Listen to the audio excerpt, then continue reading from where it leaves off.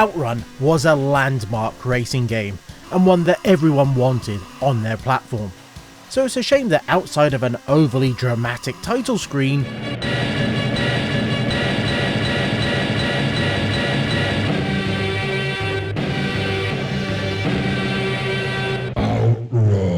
the Amiga version didn't quite live up to everyone's expectations. So again, it was up to the Amiga devs to do it better, and some of them really stepped up. So let's do our normal thing of looking at Amiga first or exclusive games as we check out the Amiga's answer to OutRun.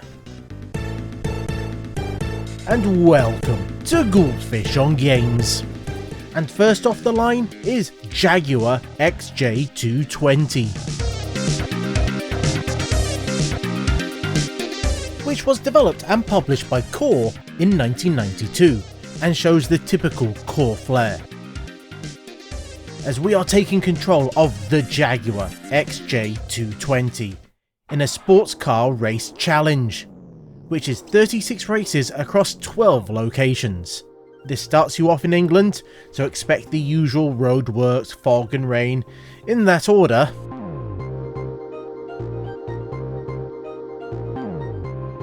Before heading out to the world where you can get to select where you want to go.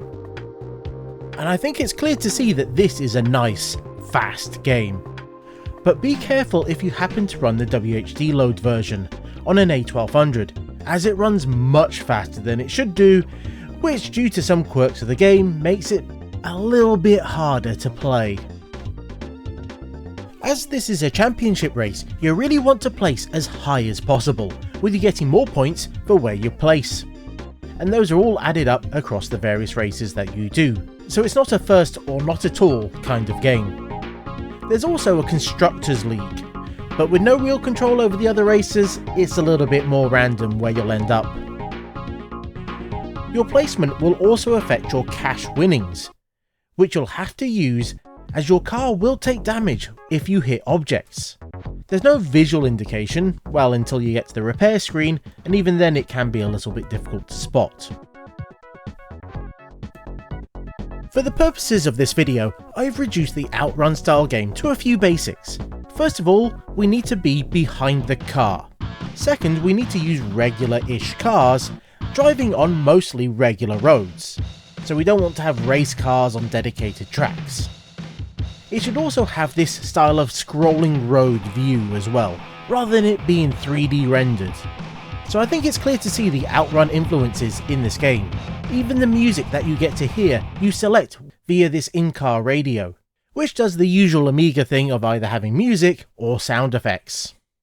And I almost forgot to mention that there's a track editor, so you can go off and make your own race courses. Now that is cool.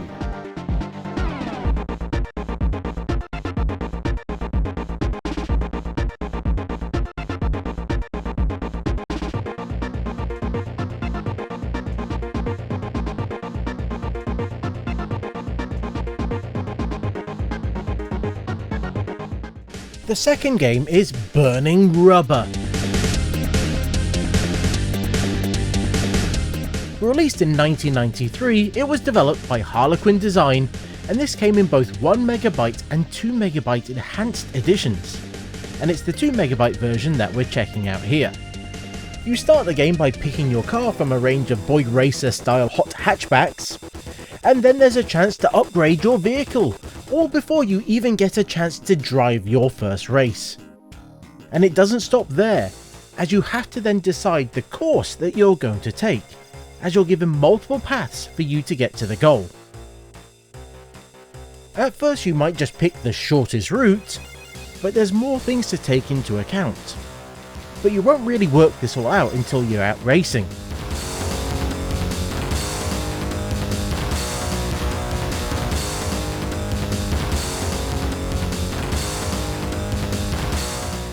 And at first glance, this feels like your typical OutRun style game.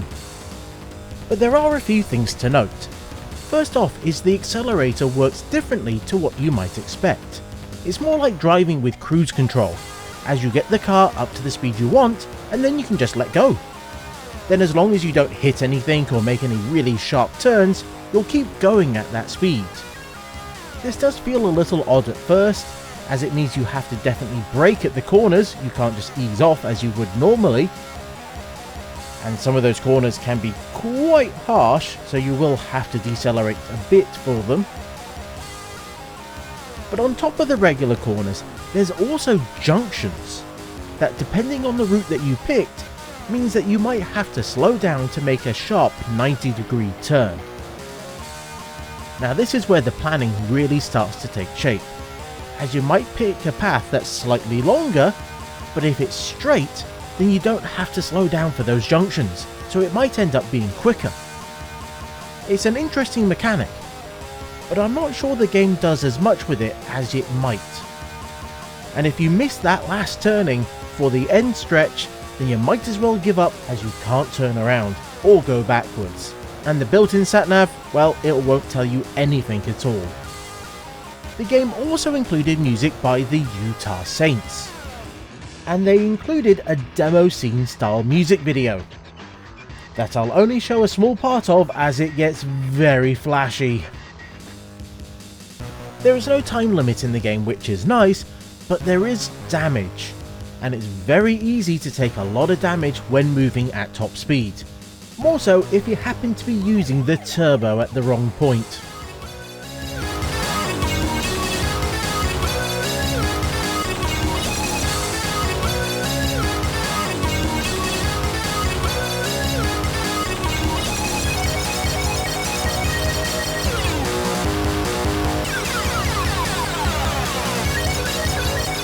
Racing in next is Crazy Cars, a game by Titus that was released in 1987, which makes it the earliest game in this episode. Now, I was unsure if this should even be here, as the game did hit quite a range of machines, but after doing some reading up, it looks like this hit the Amiga first a few months before everything else, so it squeaks in just. But if you think otherwise, then please leave me a comment, it all helps. With some of the later ones being rebranded ports from other systems that were ports to those in the first place, it gets a little messy, and I think they were mostly made all at the same time, so we can't include those. So all we have to look at is this one. And why am I going into all of this? Well, it means we get to talk less about the actual game, which is, well, it's ugly. It might move fast, but it's fast moving ugly. The grass at the side of the road is just a mess of multicoloured pixels, and I'm guessing that Titus had just looked at the Amiga and the amount of colours that it could do, and they just went to town with deluxe paint. Even if they didn't push the boat out with the text, which looks like just the basic Amiga one, they really did try to do a lot with the graphics, even if I think they completely missed the mark.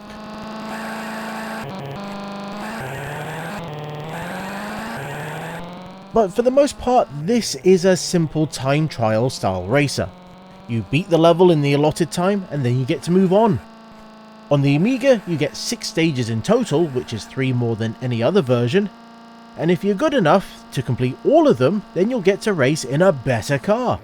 And you then get to do it all over again to race in another better car and another one. So there is some amount of replayability in this if you want to see all the vehicles. But outside of that, you're not getting a lot of content.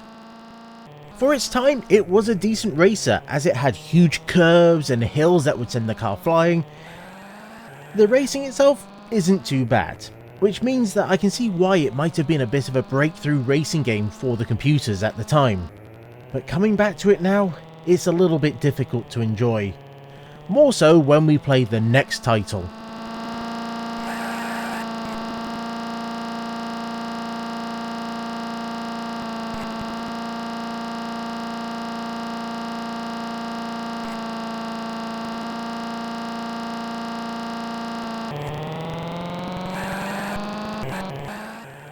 The series that everyone was expecting, the Lotus Trilogy. They looked great, they were fast, and each game in the series pushed the tech and did something different. So let's start with the first one, and we can see why this series got 3 games.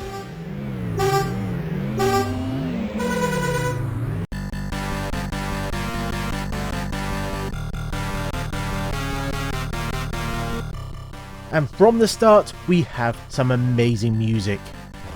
The series became known for it, and it's easy to see why.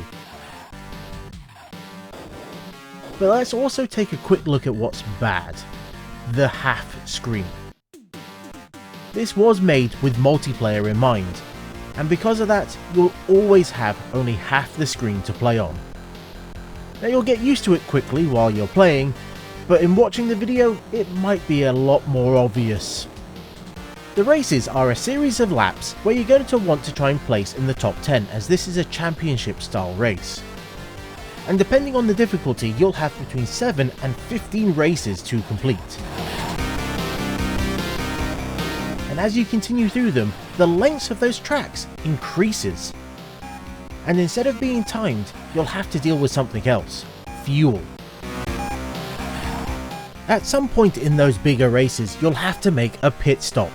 And because the AI never needs to, you are going to want to build up a bit of a lead so you won't lose any places. So trying to leave it to the last possible moment and then filling up with the absolute minimum required tends to be the best course of action. You gain points for where you place, but it also affects where you start in the next race. So get used to starting at the back of the pack if you're doing really well. The environments are nice and varied, with some cool snowy and sandy ones.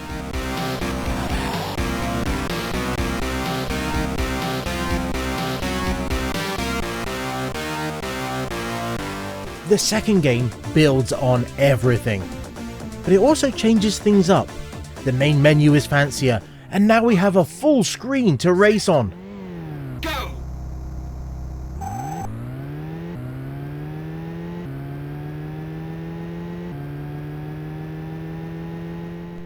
But the speed that we had from the original, it's still here. It moves so quickly and nicely. But they also shook up the gameplay, as it's no longer about placing in the top 10. In fact, it no longer keeps track of who's winning, as it's all about finishing in time. Yes, this is a more OutRun style time attack, as you'll get more when you pass through a checkpoint. And the tracks are even more varied than before. Lots of obstacles on the side, as well as on the track itself, with rivers and logs and all sorts that's going to get in your way, or maybe even help you. Because those logs can send you flying over those small rivers. But there's also foggy and night levels that have these wonderful effects. It's just a shame there wasn't music while you're racing.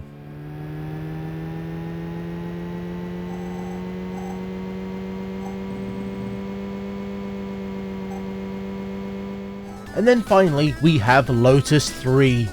This really is about trying to take the best of 1 and 2 and mixing it up, then giving you every option you could ever want.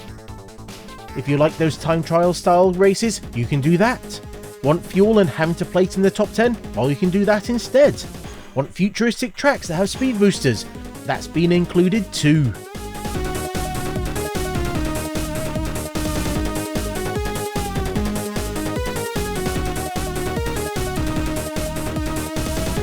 There's even multiple cars, so you can pick what you want to race as. And to cap it all off, there's Rex, a system for generating new tracks based on your own preferences. So you can have almost unlimited tracks to randomly generate and play on. This is an amazing conclusion to the series, and it's my personal favourite.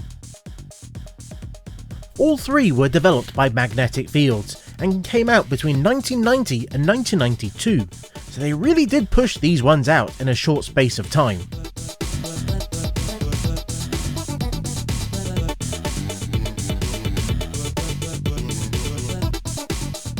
Next up, we're going to need to move some hooch, as it's Moonshine Racers.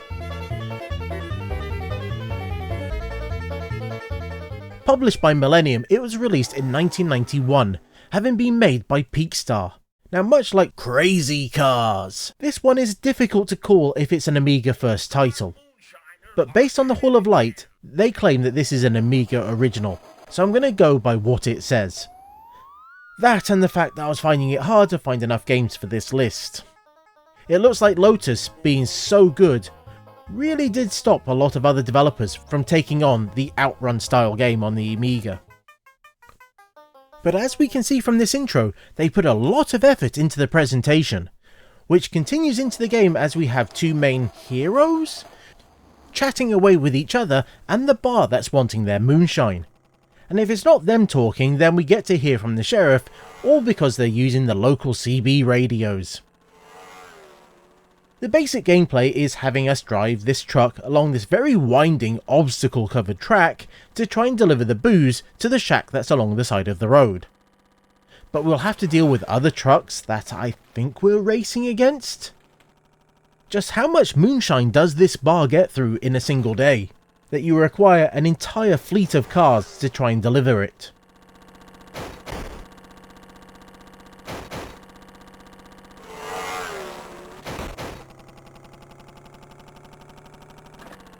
But you also have this problem that the roads, well, they're really bad. There's all sorts of things that are along it that will try and slow you down if you hit them. Some might even launch you in the air, which is quite useful. But knowing which is tricky because at speed, everything looks the same until it's almost up in front of you. And you have to be very, very careful not to hit things when going too fast, as that will push up the temperature gauge. And if it pops, then you'll come to a halt. You'll have to wait for things to cool down before you get going again. You'll also have to be on the lookout for the sheriff, who will try and chase you down, Chase HQ style, and bash you.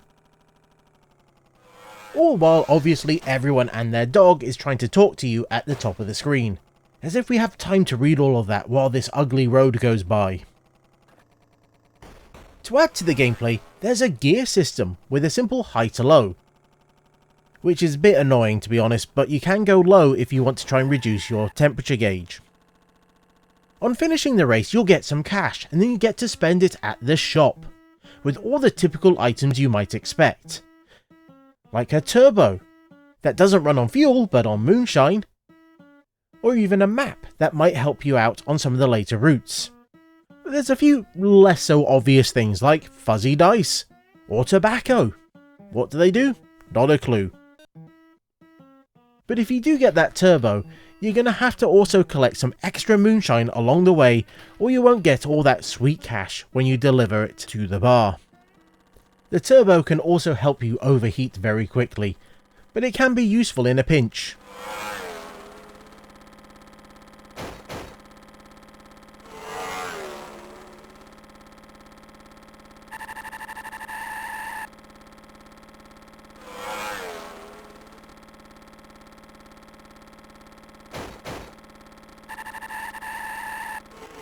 And coming in last but not least is Rajd przez Polskę.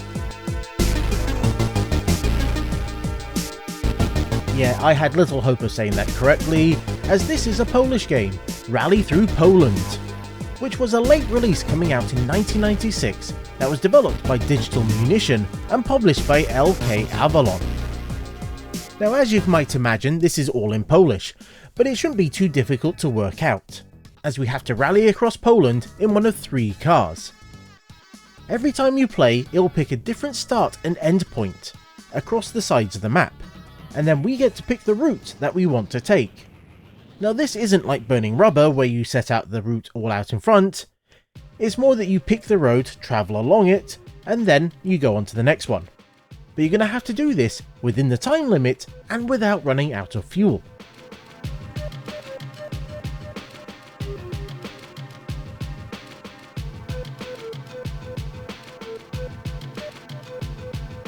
All while there's some very aggressive other drivers on the road as well. Some of them, I swear, just keep going for you, no matter what. These people really do not seem to care about their cars at all and will just ram you. And of course that will massively slow you down. The road drawing system also isn't great, as it doesn't really feel smooth like the Lotus games, and it can be a bit twitchy with how quickly the hills and turns come up. But like all good OutRun style games, we have a radio where we get to select the music from. And there's some really weird and interesting tracks there as well. Not all of which you'd really think would be in a racing title. Because of the route system and having a different start and end point each game, this makes for a massively replayable title. as you will get a different route each time that you want to play it. And while the time gets reset for each part, your fuel carries over, so you will have to slow down at one of the very small pit stops that are along the way and try and refuel, all while remembering you are being timed. So overall, this probably isn't the best racing game on the Amiga, but it is an interesting one from a very small team. And there we have it, 6 OutRun style games for the Amiga, that should have been exclusive or Amiga first. But if you know a few that I might have missed, then let me know in the comments. Same if you played any of these and enjoyed them. I expect quite a few comments about Lotus, as that was the legendary series. And until next time, I was the Goldfish, that was a lot of rubber on the road, and this was Goldfish on Games. Thanks for watching. I've made quite a few Amiga Answer To videos, and if YouTube is being kind, then there should be a few links on the screen right now for you to check out. Or you might want to race on over to those buttons under the videos, you know the ones I'm talking about, as they'll let the YouTube sat nav know that you want to see more content from me.